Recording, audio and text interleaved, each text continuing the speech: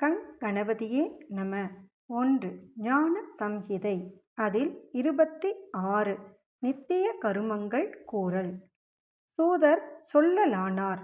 பிராம்ஹ முகூர்த்தத்தில் எழுந்து விஷ்ணுவையும் குருவையும் அன்புடன் துதித்து தேக சுத்தி செய்து கால் கைகள் கழுவி சூரிய உதயத்திற்கு முன் தந்தாவனஞ் செய்து, அதாவது பற்களை துலக்கி முகத்தை இரு கைகளாலும் நீர் கொண்டு 16 முறைகள் கழுவி நதி முதலியவற்றில் தேசகால விரோதமின்றி ஸ்நானம் செய்ய வேண்டியது. ஆதி வாரம், சிரார்த்த தினம், சூரிய சங்கராந்தி கிரகணம், மகாதானஞ் செய்யும் சமயம், புண்ணிய காலம், உபவாச தினம், அசௌச தினங்கள். இந்த சமயங்களில் உஷ்ண ஜல ஸ்நானம் செய்யக்கூடாது. எண்ணெய் தேய்த்து நீராட வேண்டியவர்கள் முறையே ஆதி வாரம், அதாவது ஞாயிற்றுக்கிழமை ரோகத்தையும், சோமவாரம், அதாவது திங்கட்கிழமை தேஜஸையும், அங்காரக வாரம், அதாவது செவ்வாய்க்கிழமை மரணத்தையும், புத வாரம் லக்ஷ்மி கடாட்சத்தையும், குரு வாரம், அதாவது வியாழன் தரித்திரத் தன்மையையும், சுக்கிர வாரம், அதாவது வெள்ளிக்கிழமை அசுகத்தையும், சனி வாரம் சுகத்தையும் உண்டாக்குமாதலால் நிசித்த வாரங்களில், அதாவது விளக்கு கிழமைகளில் எண்ணெய் ஸ்நானம் செய்யக்கூடாது. அப்படி நிசித்த, அதாவது விளக்கு வாரங்களில் ஸ்நானம் செய்ய நேரிட்டால் ஆதி வாரத்தில் பூவும், மங்கள வாரத்தில் மண்ணும், குரு வாரத்தில் அருகம் புல்லும், சுக்கிர வாரத்தில் ஜலத்துளியும் எண்ணெயில் சேர்த்து அப்பியங்கனம் செய்து கொள்ள வேண்டும். நித்யா பியங்கனஞ் செய்யும் நியதியை உடையவன் பரிமள வஸ்துக்கள் சேர்த்த எண்ணெயிட்டு கொள்ளலாம். சிரார்த்தம், கிரகணம், உபவாசம், பிரதமை ஆகிய இத்தினங்களில் எண்ணெயிட்டு கொள்ளக்கூடாது. அப்படிப்பட்ட தினங்களிலும் முழுக நேரிட்டால் கிரகணம் நீங்கிய தினங்களில் கடுகெண்ணெயை உபயோகிக்கலாம். தேச காரியங்களை அறிந்து சாஸ்திரப்படி ஸ்நானம் செய்கையில் வடக்கு திசையையாவது கிழக்கு திசையையாவது நோக்கி ஸ்நானம் செய்ய வேண்டும். முதல் நாளில் உடுத்திய உடையையும், ராத்திரி உடுத்தியதையும், பிறர் உடுத்திய ஆடைகளையும் கட்டிக்கொண்டு நீராடக்கூடாது. நல்ல உடைகளை உடுத்தி கை கால் கழுவி ஆசமனம் செய்து நீராடும் தண்ணீரை கங்காதி தீர்த்தங்களாக பாவனை செய்து துதித்து சங்கல்பம் கூறி உடலை நனைத்து மிருத்திகா ஸ்நானம் செய்து ஆசமனம் செய்து கங்கையை துதித்து ஸ்நானம் செய்து உடலை துடைத்து மடி வஸ்திரங்கட்டிக்கொண்டு ஆசமனம் செய்து கோமயம் முதலியவற்றால் சுத்தி செய்த நல்ல விடத்தில், நல்ல மரத்தால் செய்த ஆசனத்தில் கம்பளம் முதலிய சித்ராசனமிட்டு அதன்மேல் பட்டாடை பரப்பி அதில் உட்கார வேண்டும். அப்படிப்பட்ட ஆசனம் கிடைக்காவிட்டால் மான் தோளின் மேலிருந்து திரிபுண்டரம், ஊர்த்துவ புண்டரம், அர்த்த சந்திரம், வம்சபத்திரம், பாரிஜாத புஷ்பம் ஆகிய இவ்வைந்தில் தமக்குரிய ஒரு வகையாக தரித்து கொள்ளவும்.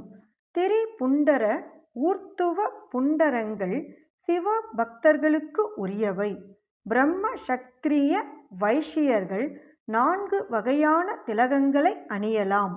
அர்த்த சந்திரம், ஊர்த்துவ புண்டரமாகிய இரண்டும் சூத்திரர்க்கு உரியவை. வம்சபத்திரம் போன்ற திலகம் விஷ்ணு பக்தர்கள் தரிக்க வேண்டும். இவ்வாறு தரித்தால் ஜபம், தபம், தானம் எல்லாம் சபலமாகும்.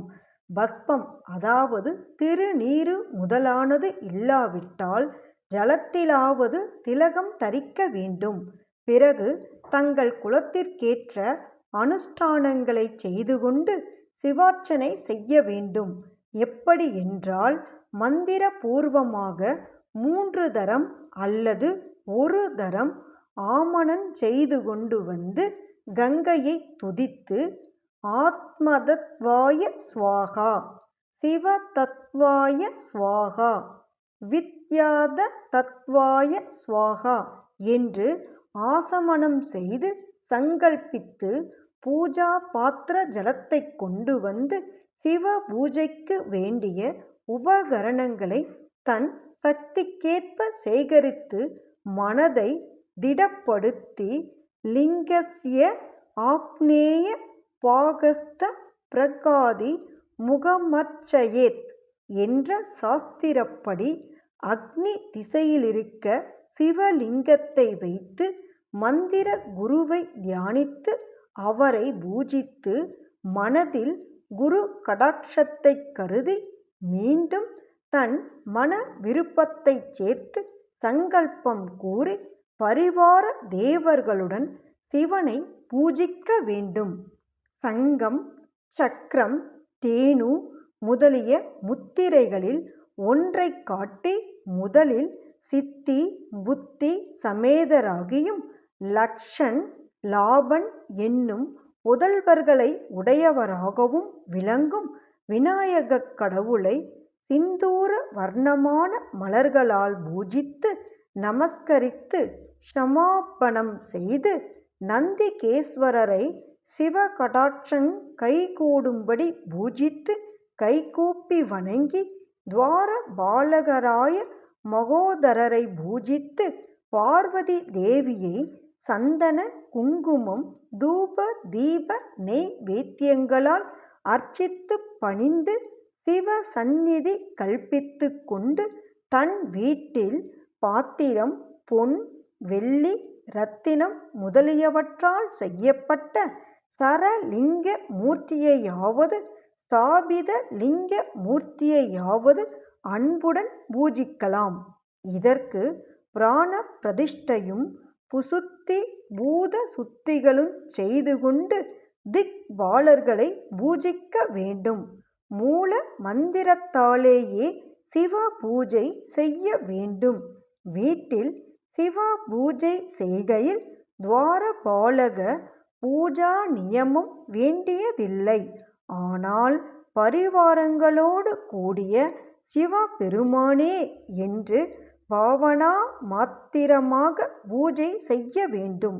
பத்மாசனமாவது பத்ராசனமாவது உத்தானாசனமாவது பர்ய நிகாசனமாவது செய்து உட்கார்ந்து ஆதி சைவர்களை கொண்டாவது தானேயாவது பூஜை செய்யவும். அர்க்கியம் பாத்தியம் கொடுத்து தண்ணீரால் லிங்கத்திற்கு அபிஷேகம் செய்ய வேண்டும். நிர்ச்சலமான மனத்துடன் இனி சொல்லப்படும் மந்திரத்தால் ஆவாகனம் செய்ய வேண்டும். கைலாச சிகர்ஸ்தஞ்ச பார்வதிபதி முத்தமம் யதோ த்ரூபிணம் தேவம் நிட்குணம் குணரூபிணம் பஞ்சவக்த்ரம் தஸ்புஜ த்ரிநேத்ரம் விருஷபத்வஜம் கற்பூர கௌரகம் திவ்யம் சந்திர மௌலிம் கபர்த்தி நம வியாக்ரசர் மோத்தரியஞ்ச கஜசர்மாம் பாம்சுபம் வாசுக்யாதி பிரீதாங்கம் பினாகாதி விபூஷிதம் கபாலடமரு யுக்தஞ்ச கண்டே கரள சோபிதம் சித்தயோஷ் டௌச யஸ்யாக்ரே ந்ருத்யந்தீக நிரந்தரம் ஜய ஜயேதி சிப்தைச சேவிதம் நிஜபக்தகை தேஜசா துஸ்ஸஹே நைவசம் பத்தம் தேவசே விதம் சரண்யம் சர்வஸ்வானாம் பிரசன்னமுக பங்கஜம் வேத சாஸ்திரயர் யதாகீதம் ஸ்வமாவாஹயாம் யகே. இதன் தமிழ் பொருள்: கைலாச சிகரத்தில் இருப்பவரும் பார்வதி நாயகரும் உத்தமரும் நிஜஸ்வரூபியும் நிர்குணரும் சுகுணரும் 5 முகங்களும் 10 கரங்களும் திரிநேத்திரங்களும் ரிஷபக் கொடியும் கற்பூரம் போன்ற வெள்ளிய திருமேனியும் பிரகாசமும் சந்திரசேகரமும் சடையும் புலித்தோல் ஆடையும் யானை தோலுடையும் சுந்தர வடிவமும் வாசுகியாதி சர்ப்பங்கள் பினாக வில் முதலியவற்றால் அலங்காரமும் கபால டமருகமும் நீலகண்டமும் அனிமாதியஷ்ட சித்திகளின் நிருத்தமுடைய சந்நிதியும் நிஜ பக்தர்கள் ஜய ஜய தொனியோடு சேவித்தலும் தேஜோரூபியும் தேவர்களால் சேவையும் சர்வ ரக்ஷணமும் பிரசன்ன முகபதுமமும் வேத சாஸ்திரங்களால் புகழப்படுவதுமுடைய சிவபெருமானை ஆவாகனம் செய்கிறேன் என்பதாகும். திருச்சிற்றம்பலம். இந்த பகுதியில் வரும் ஸ்லோகத்தை எனக்கு தெரிந்த வரையில் படித்திருக்கிறேன். இதில் ஏதேனும் பிழைகள் இருந்தால் தயவு செய்து மன்னிக்கவும். வாழ்க வளமுடன்.